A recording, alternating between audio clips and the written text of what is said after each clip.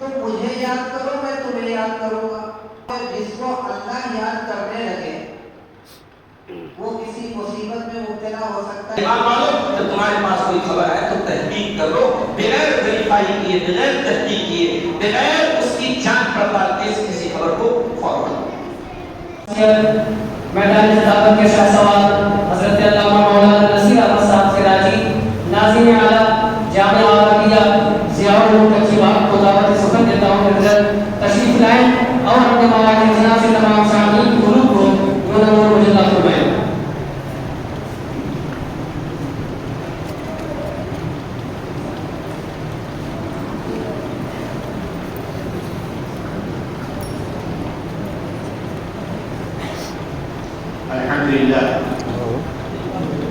अल्हम्दुलिल्लाह नहमदुहु व नस्तईनुहु व नस्तगफिरुहु व नु'मिनु बिही व नतवक्कलु अलैहि व नऊज़ु बिल्लाहि मिन शुरूरि अंफुसिना व मिन सय्यिआति अअमालिना मन यहदिहिल्लाहु फला मुदिल्ल लहु व मन युद्लिल फला हादिय लहु व नशहदु अन ला इलाहा इल्लल्लाह वहदहु ला शरीका लहु وأشهد أن سيدنا ومولانا محمدا عبده ورسوله بالهدى ودين الحق رسوله صلى الله عليه وعلى آله وصحبه أجمعين. أما بعد قال الله تعالى في القرآن المجيد أعوذ بالله من الشيطان الرجيم بسم الله الرحمن الرحيم يريد الله بكم اليسر ولا يريد بكم العسر صدق الله العلي العظيم. إن الله وملائكته يصلون على النبي يا أيها الذين آمنوا صلوا عليه وسلموا تسليما. اللهم صل على سيدنا ومولانا محمد وعلى آل سيدنا ومولانا محمد وعلى أصحاب سيدنا ومولانا محمد وبارك وسلم. حضرات حاضرین کرام، मुस्तफ़ा दो खुलमाओं के खिताबात आप पूरा समाज फरमा चुके हैं।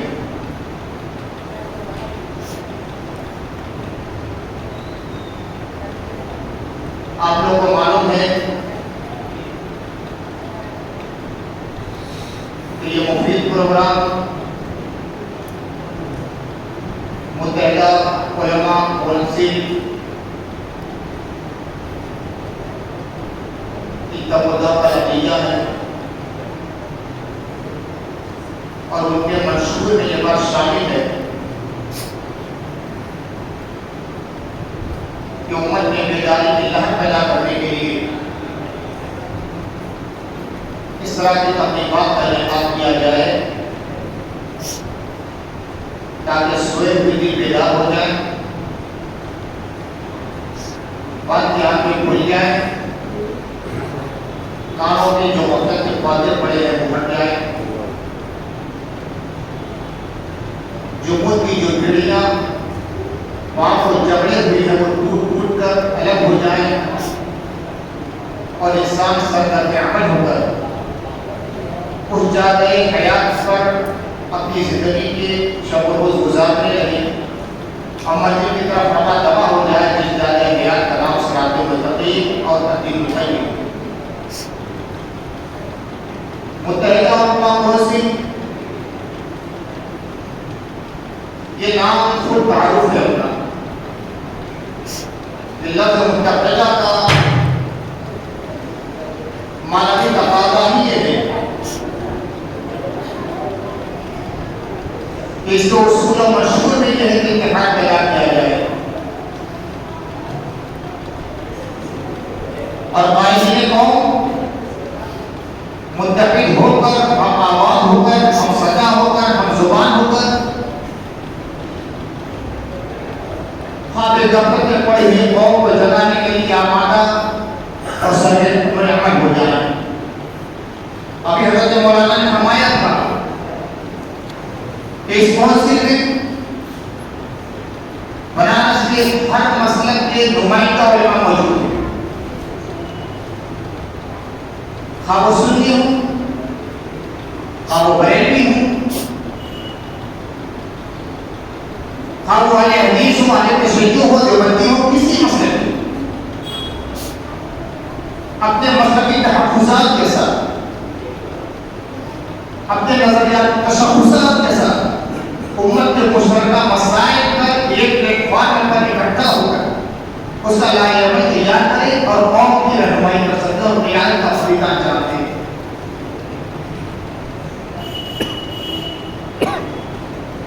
कतरे मिल जाए कि दरिया बने, ज़र्रे मिल जाए कि एक सहरा बने, हम अलग हैं, तुम अलग हो, वो अलग, और मिल जाए नई दुनिया बने। और यही दुनिया इस्लाम का तकाज़ा है। उम्मतन वाहिदा, उम्मतन मुस्लिमा, ये तो अपने भूरी अखलाक़ात की बुनियाद पर आया नाम है। किसी ने कोई नाम रख दिया, किसी ने कोई नाम रख दिया, किसी ने कोई नाम रख दिया, मगर उसूल में क्या इख्तिलाफ है? नमाज पढ़ने वाला कोई अफ़ज़ल करता है, कोई नहीं करता, कोई आमिल बिजहत करता है, कोई नहीं करता, ये कोई इख्तिलाफ़ है ना। लेकिन नमाज बहुत है, इसमें क्या इख्तिलाफ है? लेकिन अफसोस का मकाम ये है कि जो ज़रूरी बातें हैं उसके बारे में गुफ्तगू की जाती है और जो उसूली बातें हैं कि सबका इत्तेहाद है उसमें अमल नहीं किया जाता। नमाज की फजीलत पर तो कोई खिलाफ नहीं, किसी मसलक का हो, सब कहते हैं नमाज पढ़ना है, हम मुसलमान के बहुत हैं, वो क्यों नहीं करते? जो मुतअक्किदा मसला है। रोजा कब इफ्तार किया जाए, वक्त में तगय्युर हो सकता है, फर्क हो सकता है, मगर रोजा तो रखना है मसाइल के साथ को, ये तो नहीं रखा जाता। ज़कात तो उसूल आदाब में खिलाफ हो सकता है, मगर ज़कात को देना मसाइल की ज़कात को, ये तो नहीं किया जाता। हो सकता है हज के आदाब में मुझे खिलाफ हो जाए, मगर हज बहुत जगह का साहिब की शिकायत है तो हज तो करना है। भाई माँ बाप के इताअत के बारे में किस मसले में खिलाफ है? पड़ोसी के साथ अच्छा सलूक करना है, किस मसले में खिलाफ है? सलाम पर रिवाज देना है, किस मसले में खिलाफ है? बीवी के साथ उसका सलूक करना है, किस मसले में खिलाफ है? आपके बाल बच्चों की सही तरबियत करना है, किस मसले में खिलाफ है? तो कम से कम जो मुत्तहिदा मसाइल है उसके बारे में तो मुत्तहिदा पढ़ लेना चाहिए। तालीम के बारे में खिलाफ होता है। हर मसलब के लोग, हर नजरिए के लोग, हर खौफ के लोग सब मुत्तहिद हैं कि मुसलमानों को तालीम हासिल करना है। कुछ दिनों के लिए आप लोग पूरे मसाइल को भूल जाइए, मुत्तहिदा मसाइल पे आ जाइए, इसी में हमारा हल है। और इसी हल को सामने लाने के लिए मुत्तहिदा उलमा कौंसिल का क़याम अमल में आया है। एक फ़आल और एक एक्टिव तंजीम है, कौंसिल है, और जो आपकी क़यादत का सही फरीदा अंजाम दे सकती है। बनारस के हर मसलक के नुमाइंदा उलमा इसमें शामिल है जो आपकी क़यादत इंशाअल्लाह करेंगे। ज़रूरत यह है कि आप लोग तआवुन राज़ी, और जब भी मौका पड़े ये कायदीन आपको जब भी आवाज़ दें हर तरीके से हिम्मत देके तैयार रहिए। और जो राबिता कमेटी है, ज़्यादा से ज़्यादा लोग उसके रुख के बनकर इसको मजबूती दें, हर एतबार से इनको इस्तेकाम अता करें, इस्तेकाम अता करें, ताकत अता करें, क़ुव्वत अता करें। ये कायदीन उसी वक्त कामयाब हो सकते हैं। अल्लाह के नबी सल्लल्लाहु अलैहि वसल्लम की सीरत की तरफ लौट आइए। दुनिया इधर उधर जा रही है, आपको कहीं नहीं जाना। फफिर्रू इलल्लाह, दौड़ कर अल्लाह की तरफ आ जाओ। अज़ाब में गिरफ्तार दुनिया, मसाइल में फंसी हुई दुनिया, मशक्क़तों से कुचली और पिसी हुई दुनिया, सब का इलाज में फफिर्रू इलल्लाह, लौट कर अल्लाह की तरफ आ जाओ, अल्लाह के रसूल की तरफ आ जाओ। उनकी बारगाह हमारा मामन है, हमारा मावा है, हमारा मलजा है, उसके अलावा कहीं पनाह नहीं मिले। आज जो हालात हिंदुस्तान में है और मौजूदा जो हाल आइला मोहम्मद के नाम पर हुआ, सोचा था उसी पर गुफ्तगू करूंगा, लेकिन हमारे मुस्लिम भाई ने करम फरमाया। सुबह मैंने बल्कि दोपहर को देखा व्हाट्सएप पर, मुझे उन्वान दिया कि मुझे तकरीर करना है निकाह में जो फुजूल खर्चियाँ हो रही हैं उनसे इज्तनाब करने के लिए तशवीक दिलाना, शौक पैदा करना, रग़बत देना और निकाह को आसान से आसान करने के लिए दायरे अमल लोगों के सामने पेश करना। इंशाअल्लाह कोई उसी पर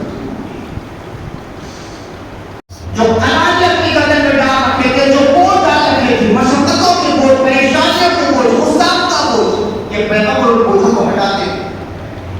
हुजूर फरमाते हैं अल्लाह ताला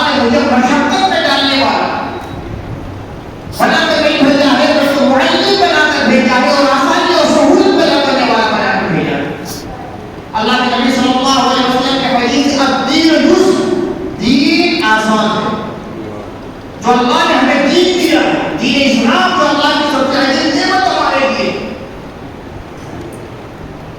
वो दीन बहुत आसान है, मुश्किल हमने बना रखा है, अल्लाह ने नहीं बनाया है। हुजूर अकरम सल्लल्लाहु अलैहि वसल्लम का मामूल मुबारक था कि जब लोगों को भेजते थे नुमाइंदा की हैसियत से फरमाते थे यस्सरू वला तुअस्सरू वबश्शिरू वला तुनफ्फिरू, लोगों के लिए आसानी पैदा करना, मुश्किल पैदा मत करना, लोगों को खुशखबरी सुनाना, ऐसी बातें करना तो लोग खुश हो जाए, तो नफरत पैदा ना होने पाए, नफरत पैदा ना होने पाए, लोगों के दरमियान नफरत की बात मत करना, खुशी की बात करना, दिल शादाब हो जाए, तबीयतें शिगुफ्ता हो जाए, ऐसी बातें करना। तो हुजूर अकरम सल्लल्लाहु अलैहि वसल्लम के हर उसूल में, हर हुक्म में आपको आसानी मिलेगी, खा वो इबादत हो, खा सियासत हो, खा बिदअत हो, तजारत हो, खा आइली जिंदगी हो, खानगी जिंदगी हो, इंफरादी जिंदगी हो, इज्तिमाई जिंदगी हो, हर चीज में आपको आसानी मिलेगी। हज़रत मुआज़ बिन जबल और मूसा अशरी, अबू मूसा अशरी को अल्लाह के नबी सल्लल्लाहु अलैहि वसल्लम ने यमन में भेजा, तो फरमाया यस्सिरा वला तुअस्सिरा वबश्शिरा वला तुनफ्फिरा, तुम दोनों आसानी पैदा करना, मुश्किल पैदा मत करना। जाने हो यमन में इस्लाम फैलाने के लिए, इस्लाम की तबलीग करने के लिए आसानी पैदा करना। हज़रत आयशा कहती है अल्लाह के नबी सल्लल्लाहु अलैहि वसल्लम का मामूल मुबारक था, मा खुय्यरा रसूलुल्लाह सल्लल्लाहु अलैहि वसल्लम बैन अमरैन इल्ला खय्यरा अयसरहुमा, जब नबी सल्लल्लाहु अलैहि वसल्लम के सामने दो ऑप्शन आते थे, ये इंतखाब करें या ये इंतखाब करें, तो अल्लाह के नबी सल्लल्लाहु अलैहि वसल्लम आसान ऑप्शन को कबूल किया फरमाते थे, जब तक कि गुनाह ना, और जब गुनाह उसके अंदर होता था तो अल्लाह के नबी सल्लल्लाहु अलैहि वसल्लम सबसे ज्यादा दूर रहने वाले होते थे। तो ये आसानी पैदा करना, आसान ऑप्शन को कबूल करना, ये इस्लाम का बहुत अहम तकाज़ा है। अब आइए निकाह, कैसा निकाह होना चाहिए? निकाह वो है जिसके बारे में अल्लाह के नबी सल्लल्लाहु अलैहि वसल्लम फरमाते हैं अल-निकाह में सुन्नती, निकाह मेरा तरीका है, फमन अत्ता सुन्नती फलैसा मिन्नी, जो मेरी सुन्नत से मेरे तरीक़े कार से इज्तिनाब करे, उसे मुंह मोड़ ले, वो मेरी ज़बान करेगी। तो जिसकी इतनी अहमियत है कि नस्ल इंसानी का इर्तिका उसके जरिया होता है। अल्लाह ताला ने फरमाया कि मैंने मर्द और ज़र के जोड़े से तुम्हें पैदा किया, इसी के जरिया तबादुल होता है, तनासुल होता है, नस्ल का इर्तिका होता है। उम्मत मुहम्मदिया सल्लल्लाहु अलैहि वसल्लम में कसरत पैदा होती है कि अल्लाह का बहुत बड़ा इनाम और करम है, तो उसके ज़वाबी उसकी भी तो इस्लाम ने बताया कैसा निकाह होना चाहिए। इस्लाम का जो उसूल है कि आसान से आसान होना चाहिए, अपने मामले में आसान कंडीशन तैयार की जाए, निकाह के लिए आसानी वाली कंडीशन होनी चाहिए। आका करीम सल्लल्लाहु अलैहि वसल्लम इरशाद फरमाते हैं अक़दुल निकाह अयसरुहु, सबसे अजीम शान निकाह वो है जो सबसे आसान है।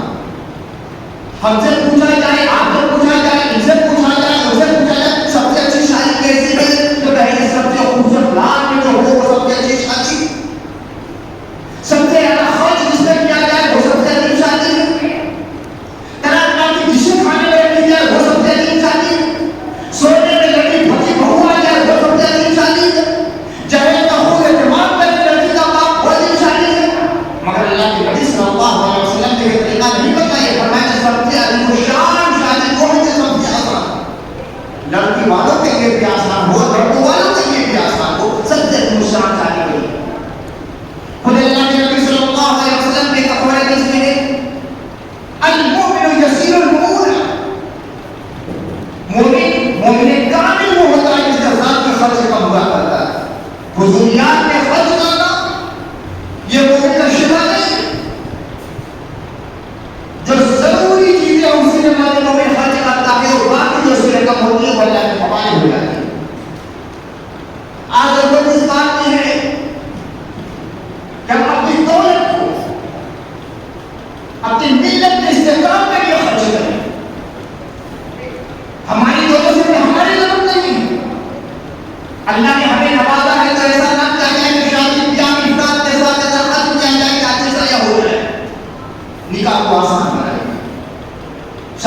को आसान बनाई, फजूलियात से बचाई और बचिए। लेकिन हाल ये है कि अल्लाह के नबी सल्लल्लाहु अलैहि वसल्लम की हदीस की याद आ गई। उन्होंने फरमाया वो ज़माना आएगा कि इंसान फितनों में, तरह-तरह के फितनों में गिरफ्तार होगा। अपने ईमान को बचाने के लिए इंसान यहाँ से वहाँ जाएगा, वहाँ से वहाँ जाएगा, यहाँ तक पहाड़ की चोटियों पर जाएगा, पहाड़ के खानों में जाकर पड़ा लेने पर मजबूर हो जाएगा कि अपने ईमान को बचा ले। जब ये हालात हो जाएंगे तो ऐसी सूरत हाल भी पैदा हो जाएगी कि इंसान अपनी बीवी, अपने बच्चों और अपने शौहर के जरिए हलाक हो जाएगा, तबाह हो जाएगा, बर्बाद हो जाएगा। बीवी बच्चे नहीं रहेंगे तो अपने वालिदैन के जरिए तबाह हो बर्बाद होगा। वालिदैन नहीं रहेगा तो रिश्तेदारों पड़ोसी के जरिए तबाह हो बर्बाद होगा। सहाबाए किराम रज़ियल्लाहु तआला अन्हुम ने गुजारिश की, या रसूल अल्लाह, ये क्या हो सकता है? क्या कोई बेटा अपने बाप को तबाह हो बर्बाद करेगा? कोई बाप अपने बेटे को तबाह हो बर्बाद करेगा? कोई बाप अपने बेटे की तबाही और बर्बादी का जरिया बनेगी? कोई बेटी अपने बाप की तबाही और बर्बादी का जरिया बनेगी? कोई बीवी अपने शौहर को तबाह हो बर्बाद करेगी, रिश्तेदार को तबाह हो बर्बाद करेंगे, पड़ोसी को तबाह हो बर्बाद करेंगे? अल्लाह ने यह फरमाया, हाँ होगा। मजबूर किया जाएगा इंसान, मजबूर किया जाएगा इंसान को। उसे आज जाएगा कि तुम गरीब हो, तुम्हारी आमदनी कम है, तुम्हारे घर परेशानी है, शादी नहीं करना पड़ेगा, शादी घर नहीं हो सकती, नाश्ता करनी पड़ेगी, खाना करना पड़ेगा, इतने को बुलाना पड़ेगा, इतना कपड़ा देना पड़ेगा, इतना जेवर देना पड़ेगा, इतना दहेज देना पड़ेगा। आज भी आया इस्माइल इंसान तबाह हो बर्बाद हो जाएगा। आज क्या वो मंजर हमारी निगाहों के सामने नहीं है? 1400 साल पहले का ये मंजरनामा नहीं था। अल्लाह के नबी सल्लल्लाहु अलैहि वसल्लम को ये आज के हालात को बयान फरमा रहे हैं कि ऐसा ज़माना आएगा, घर के सरबराह को मजबूर किया जाएगा, बेटे मजबूर करेंगे, बेटियां मजबूर करेंगी, बीवी मजबूर करेंगी, रिश्तेदार मजबूर करेंगे, ये करना पड़ेगा तो इंसान तबाह हो बर्बाद हो जाएगा। इस हालात को तबाही और बर्बादी की दो सूरतें हमारे सामने रोजाना आती रहती हैं। एक तो ये अखबार हम लोग पढ़ते हैं, आप भी पढ़ते हैं, हम भी पढ़ते हैं, दूसरे भी सुनते रहते हैं। एक गरीब आदमी है, बेटी की शादी होने वाली है, घर से दबाव डाला जा रहा है, जहां तक बारात आने वाली है वहां से दबाव पड़ रहा है, हमें इतना दहेज चाहिए। बाप ने ऐसा कर दिया, खुदकुशी कर ली, आत्महत्या कर ली, सुसाइड कर ली। उसकी मौत का जिम्मेदार कौन है? हमारे उलमा फरमाते हैं कि शख्स जहन्नम में जाएगा, यकीनन जहन्नम में जाएगा। खुदकुशी करने वाला जहन्नम का मुस्तहिक है, मगर मुसलमान का मुस्तहिक नहीं है। कि मजबूर क्या जहां में ऐसे हालात पैदा नहीं करती है, हम उसके मुस्तहिक हैं, हम उसके जिम्मेदार हैं। अगर कोई आदमी परेशान होना, हालात से मजबूर होकर इस तरह खुदकुशी करता है तो हुकूमत का एक फौज जिम्मेदार है जो उसके माहौल में रहने वाला है, जिन्होंने ऐसे हालात पैदा किए। तो हालात को तबाही और बर्बादी की सूरत ये है, इंसान खुदकुशी कर लेता है, इंसान अपने हत्या कर लेता है, इंसान अपने को मार डालता है, कत्ल कर देता है, जहन्नम को से बनता है। दूसरी सूरत और ये कि इंसान बेईमान हो जाता है, बदयानत हो जाता है। माल कहीं से उधार लेकर आया, पैसा नहीं दे पा रहा है, शादी में खर्च हो गया, कर्ज लेकर शादी कर रहा है, ले ले रहा है, तबाह बर्बाद हो रहा है। लोन लेकर शादी कर रहा है, बैंक में रहेगा, मकान पूर्ण होकर दिया जाता है, खुद हो जाती है उसकी। ये सब तबाही और बर्बादी की सूरतें हैं जो अल्लाह के नबी सल्लल्लाहु अलैहि वसल्लम ने 1400 साल पहले बताई है कि इंसान हलाक हो जाएगा। अपनी बीवी के हाथ हलाक होगा, अपने मर्द के हाथ हलाक होगा, अपने बड़े के हाथ हलाक होगा, अपने बेटों के हाथ हलाक होगा, अपने रिश्तेदारों के हाथ हलाक होगा। लोग आज गिराएंगे, ये भी बड़ी तकलीफ है। अरे पहले बेटे की शादी हो रही है, क्या सादा सादा शादी ना हो? बेटी की शादी हो रही है, दामाद आकर खाए लेकर चला जाएगा।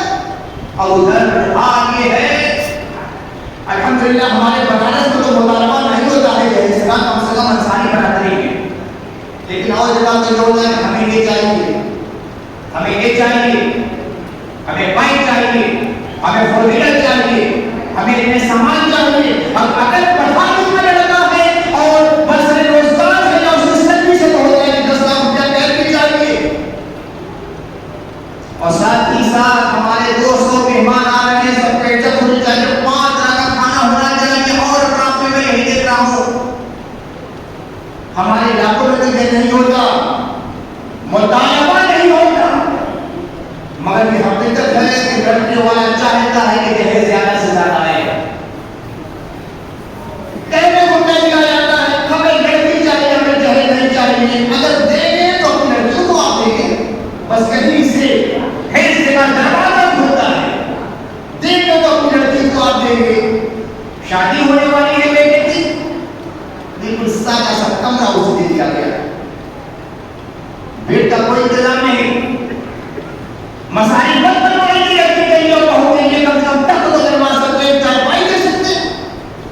अरे ये भी नहीं है तो कम से कम सोने का कोई इंतजाम तो कर देते अल्लाह के बंदे, लिहाज का चाहने का तो इंतजाम कर दे। मगर आज ये माहौल हमारे मुआशरे में हुआ है, एक कमरा सामने कर दिया जाता है, उसको क्या जाता है लड़की अपने बस लेकर आएगी।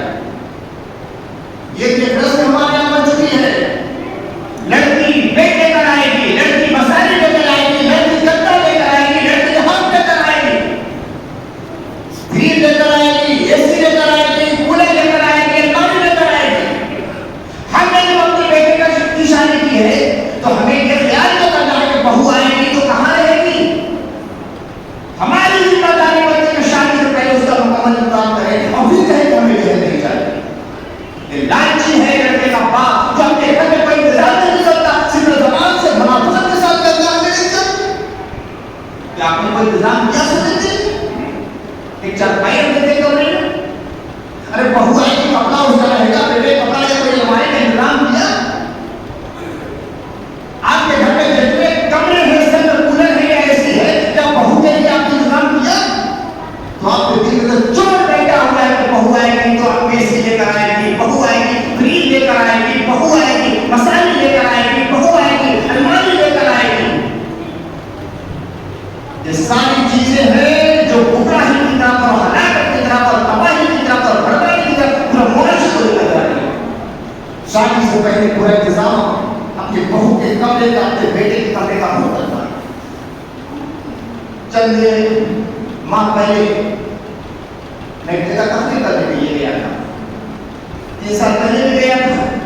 बड़े मुतमिन मेरे हैं, उनका एक बेटा मुझे ले कमरे में बैठा था कि लड़की की शादी होने वाली है, ही लड़का है, उसके लिए बड़ा अच्छा कमरा है, बिल्कुल सादा, कुछ भी उसके अंदर नहीं था। 3 साल के बाद गया, फिर उसी कमरे में ले गए। अब वो कमरा ऐसा है कि पता करने की जगह नहीं। बहू बहन की घर माती को बेटा गया हुआ था सर्विस में, बताया उसने ताकि हजरत दुआ कर दीजिए।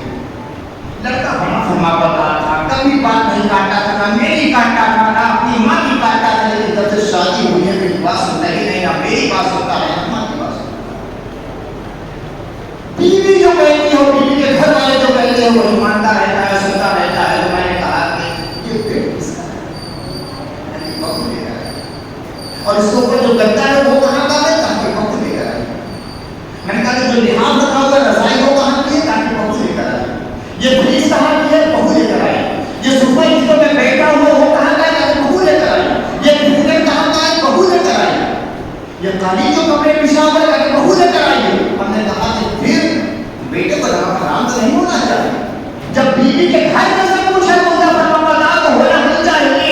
आज बात और ये है कि बेटा हमारी बात नहीं मानता, अपने बेटे के लिए क्या किया है, शादी के बाद क्या किया। आपके बेटे के घर में जो फ्रिज है, जिसका पानी आपका बेटा पी रहा है, वो फ्रिज उसके ससुराल का है। जिस मसाले पर आपका बेटा सो रहा है वो मसाले ससुराल की है। जो रजाई वाला सो रहा है, जो कपड़ा वाला सो रहा है, वो किसका है, उसके ससुराल का।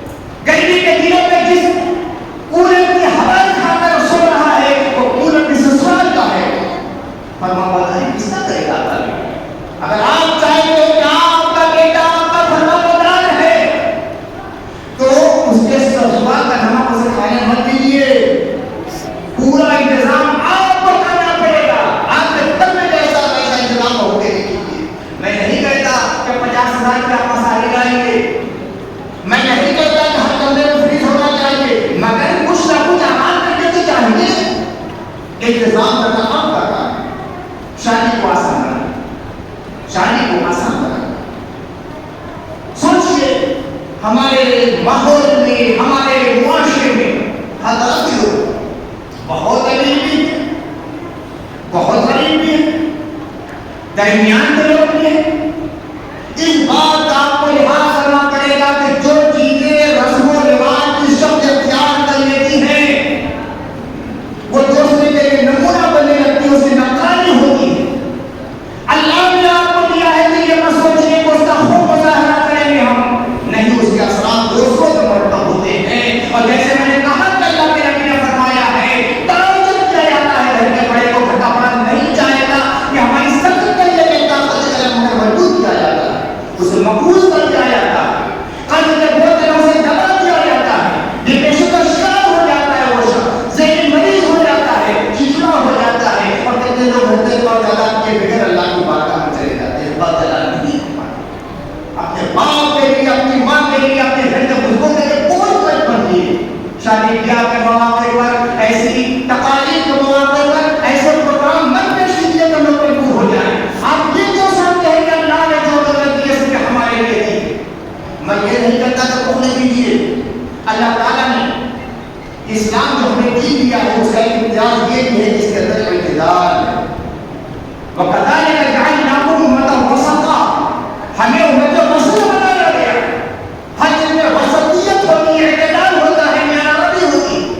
अल्लाह ताला फरमाता है, वला तक़ूल यदक अला उनुक़िका वला तबसुतहा कुल्लल बस्त, अपने हाथ को अपनी गर्दन में बांध मत लो, अपनी तरफ फैला भी मत लो, दरमियान में अख्तियार करो। ये नहीं कि जहां खर्च करने का मौका आ जाए उस लोग से आ दिया जाए, गर्दन में हाथ बांध दिया जाए, खर्च नहीं करना है। और ये कि हम अपनी तरफ फैला कर इंसाफ कर दिया जाए, इनका मुबस्सिरीन का तारीफ कौन शरियाती, खुद खर्च करने वाले शैतान के भाई होते हैं। हमें तो अल्लाह के एक बंदों के भाई बनना है। इबादुर रहमान की निस्बत अल्लाह ताला ने कुरान मजीद में बयान फरमाई है, इबादुर रहमान का भाई हमें बनना है। जब नबी को अपना हमें आइडियल बनाना है तो हमें शैतान का भाई नहीं बनना है। हम आदमजाद हैं, हमें सालिहीन का भाई बनना है, अबरार का भाई बनना है, शुहदा का भाई बनना है, अंबियाए किराम का पैरवी बनना है, उनका मुक़ल्लिद बनना है। तो अल्लाह ताला फरमाता है कि अपने हाथ अपनी गर्दन से बांध मत लो, मुझसे इख्तियार मत करो, अपनी तरफ फैला के मत लो कि फिर ये हो कि तुम्हारे ऊपर मलामत की जाए, उस भाई का सामना करना पड़ेगा। अल्लाह ताला के रसूल सल्लल्लाहु अलैहि वसल्लम फरमाते हैं, बख़ील लोगों से दूर है, जन्नत से दूर है, अल्लाह से दूर है, जहन्नम से करीब है।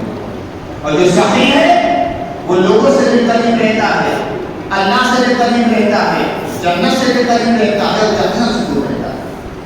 लेकिन सखावत का इजहार कहाँ करना है? दीन के कामों में। आज सबसे बड़ा मुतालबा ये है कि हमारी दरसगाहें, हमारे मदरसे, हमारे स्कूल, हमारे कॉलेज ज़माने के तकाज़ों से हमआहंग हों। आज इत्तेफाक की लड़कियों के खातों से जो लहर पैदा हो रही है, इस वजह से हमारा कोई कॉलेज नहीं है खातों से लड़कियों के लिए। सबसे खतरनाक जो उम्र होती है लड़कियों के लिए तो 14 साल से लेकर 22 साल तक, और उस उम्र में हम लोग भेज देते हैं गैर मुस्लिम लड़कों के साथ बैठकर तालीम हासिल कर लेते हैं। जहां आग भी रखी है और पेट्रोल भी है, हम सोचते हैं कि आग नहीं लगेगी। जिस इस्लाम ने कहा कि बलूग की उम्र में हर तरीके से एहतियात की जाए, हिजाब और पर्दे का लिहाज किया जाए, गैरमानव के इख्तिलाफ न होने पर हम सुबह से लेकर शाम तक के लिए इख्तिलाफ के लिए भेज देते हैं और तवक्को करते हैं कि बड़े 5 साल लड़कियां हमारी रहेंगी।